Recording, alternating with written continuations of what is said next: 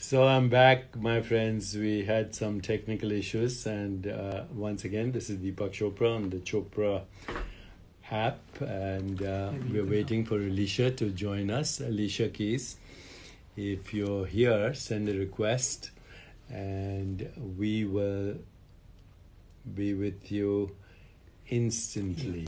Okay. There she is. Yeah, there she is. See that? Okay. Alicia. Alicia. Waiting for Alicia. Yay! Hey, how are you? I was going on and on and on. I was trying and trying and trying. I was Yeah, but answering you. you're playing hide and seek. That's what you're doing. I wanted to make it a little game, a little That's mysterious, right. like a little fun times. How are you today? I'm good. The divine hides herself in order to seek herself. Well, that's what happened. That's Somebody what was happened. hiding and somebody So, was seeking.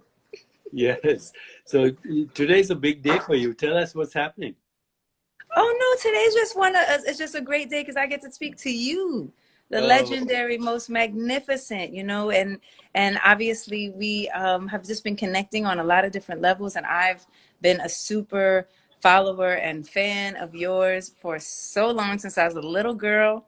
And some people do know that you even married my husband and I, so we have a deep, deep connection for many, many years. And so today is just amazing because it's all about us connecting. I'm blessed. yeah, I know. And we have a project coming up, and uh, we'll share it with the world when we're When we're closer to ready. it. Yeah, when we're ready. How are you? I'm doing wonderfully. I'm doing good. It's definitely a hectic time in the world, and there's a lot happening all around us, but I am very, very focused on choosing positivity and just giving forth inspiration, giving forth good energy. We got enough of the other stuff, so we don't need any more of that. So I'm doing well. How are you So, doing? before you came on, I was sharing with everyone that despite all the panic, which is justified around COVID-19, the people should know that only 5% of genetic mutations guarantee disease. And so, even with infections like this, we can do a lot to mitigate the morbidity, the inflammation, and the mortality, both in older people and younger people. Hmm. And before you came on, I was talking about the 7 pillars of well being, which included sleep, meditation, and stress management, mind body coordination, deep breathing, emotional resilience, relationships, balancing our circadian rhythms, biological rhythms, but most importantly, ultimately, to get over the fear of people are having the fear of right now of they're questioning their existence. And Mm. what happens is when that is the most primal fear that humans have, the fear of death.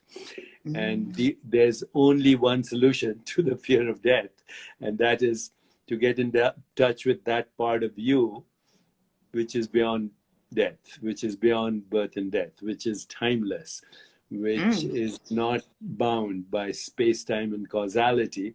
And that, of course, the traditional understanding is our own spirit, our own consciousness, our own awareness. And the monad of that universal awareness is what we call the soul. So, unless we resurrect our soul at a deep level, everything else we do is superficial. And that's why I'm excited about our collaboration as we move forward into the deeper understanding of the divine in all its forms, masculine Yeah. and feminine. Yes, absolutely. Me too. And just filling yourself up and allowing you to, you know, seek out what I feel is seek out the things that really lift you up, because a lot of us are also surrounded by a lot of toxic energy, a lot of negative people, a lot of negative thoughts, and a lot of negativity, period. And it is hard to figure out how to deal with it, figure out how to get yourself to a place where you feel that you can release those things. So for me, it's even about what's around you, or what you're filling your head with, what you're watching, what you're listening to. You know, even, you know, our devices and our phones, they're incredible, but they're also sometimes so detrimental. So yeah, just being able to think about what's good for you and being hopefully brave enough to um, choose that, you know, even when it's a difficult choice to make. A lot of times it's our own families that sometimes we have to make the choices for, you know, to find better energy around us. So I feel you. And how about you? How do you, I heard when things were going wrong, when going a little tricky for us to connect, you were like, this is just the divine wisdom saying that, you know, it's going to happen as it's supposed to happen. What happens when you get ruffled, when your feathers get ruffled, or when you are disappointed, or when you're even upset? Do you even get upset? Not anymore, but yeah, I used to get upset, but it took me a long time to learn that the essence of our existence is that it's unpredictable. And what this pandemic showed us is that we took existence for granted, when in fact we should be grateful and surprised that we exist. You know, one of my favorite poets is an Indian sage by the name of Tagore, and he said that we exist is a perpetual surprise. And if you're not Mm. surprised by your existence, then your humanity is incomplete. That was one thing that I remembered. And the other thing I remembered also growing up from my mother was that where everything was predictable, there would be no creativity. So at an Mm. early age, she taught me, my mother, to pray every day for unpredictability. And so I would start my day saying, I hope today is more unpredictable than yesterday. That is an Ah, opportunity for creativity, because if everything is predictable, there's no creativity. You're like an algorithm. You might as well be a biological robot with an algorithm. So wow. unpredictability gives us the choice right now to ask ourselves, what can we do to reinvent our bodies, to feel love and compassion and joy, to help others, to find a higher calling, to find transcendence, to get in touch with our soul. So Mm. for me, this was a very interesting time, and I'm still here. Actually, I'm looking out of the window. I can see where you live, by the way. We should Amen. get together with Awesome. mask and social Yes. distancing. We should get together sometime. That sounds amazing. Absolutely. I'd love that. And it's just, it's wonderful to hear your perspective, wonderful to hear your thoughts. I would have never, you know, I don't think many of us think about, you know, praying for unpredictability. You know, I think that a lot of us are hoping for things to be quite predictable or at least stable. You know, I know that a lot are looking for some stability or something to depend on, you know. But I think that this idea of welcoming that which is unpredictable, knowing that things are going to be unpredictable, in fact, praying for it so that you know that I guess maybe that has to do with having faith in yourself and also knowing that you're going to know what to do with that, which I think a lot of us don't trust ourselves. We don't really think that we have the tools to handle the unknown, you know. And so to what I take from that, from what you said, is like praying for unpredictability, is that we actually have more capacity than we know we do, and we have more of the answers inside of us than we think we do. And so that's what that brought for me, just this faith in yourself and this trust in yourself. And so therefore whatever comes, you know you're good because you're going to work through it and figure it out. So right now, with your comments, you helped me a little bit to rephrase what I said. Instead of praying for unpredictability, which sounds kind of drastic, Okay. why not pray for creative opportunities? Okay, in the face of unpredictability is the opportunity for creativity. And here's the secret, by the way, We're since we ready. both since we both Love it. meditate. When Yeah. we meditate, we automatically let go of our habitual certainties, and there is, in meditation, there's the proliferation of uncertainty, of ambiguity, of paradox, of contradiction, of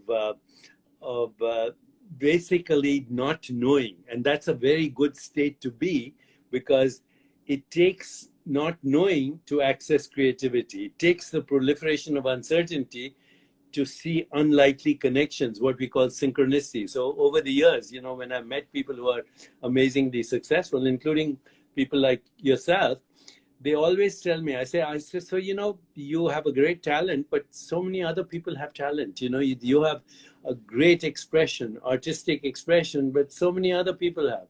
And, you're a great scientist, but, you didn't get the Nobel Prize. Somebody else got it, and they're not even as good as you. And, the answer I get is, I was lucky.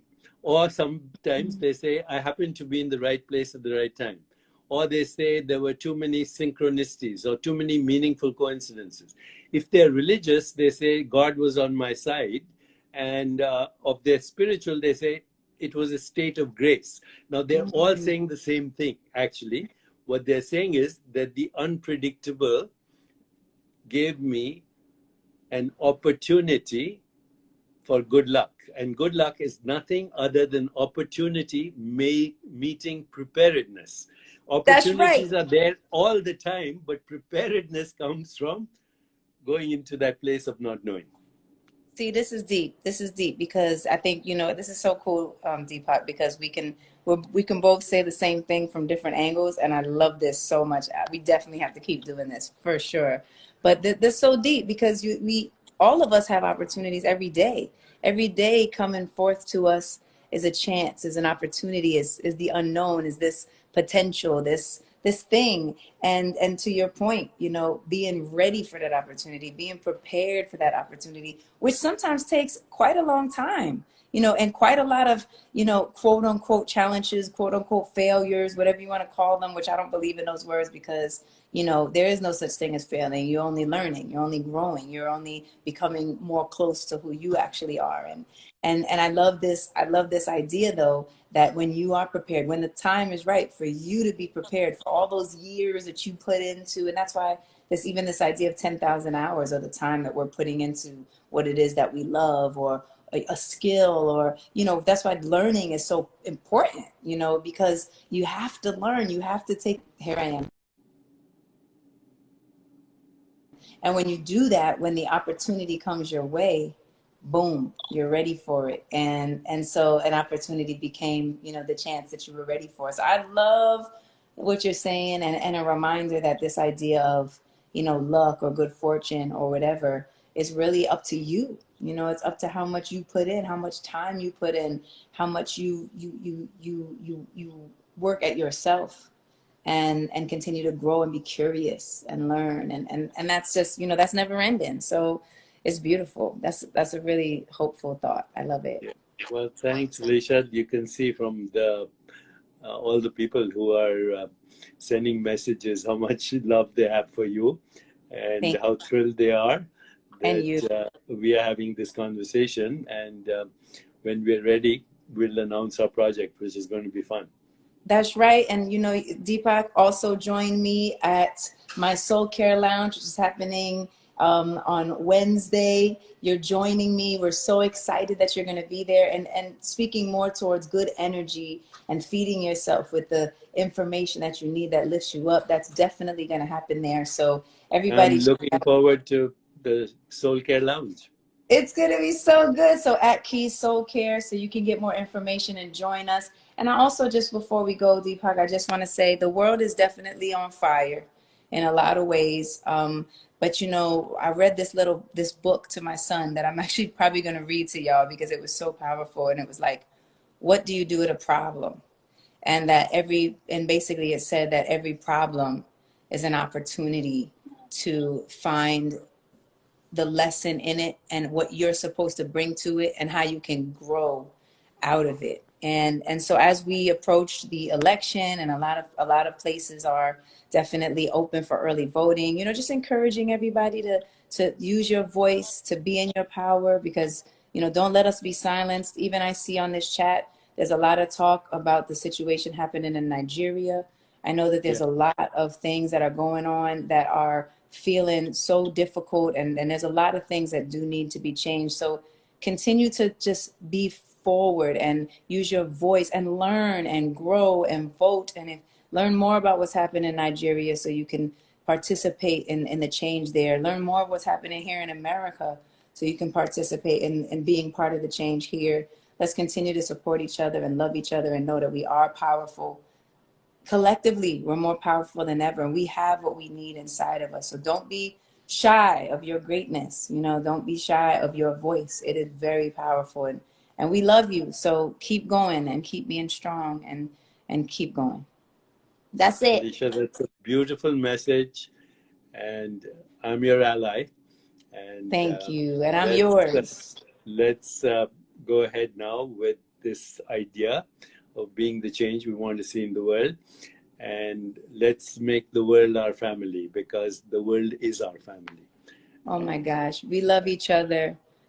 Thank you for this time. Thank you for your wisdom, your knowledge. Can't wait to tell the world what we're up to together. Definitely join us at Keys Soul Care on Wednesday. And, you know, just keep showing up. We love y'all, and we'll talk to you soon. Thank you, Alicia. Thanks, Bye, everyone. brother. Talk to Take you care. later. Love you. Bye. Bye. All right. Bye-bye.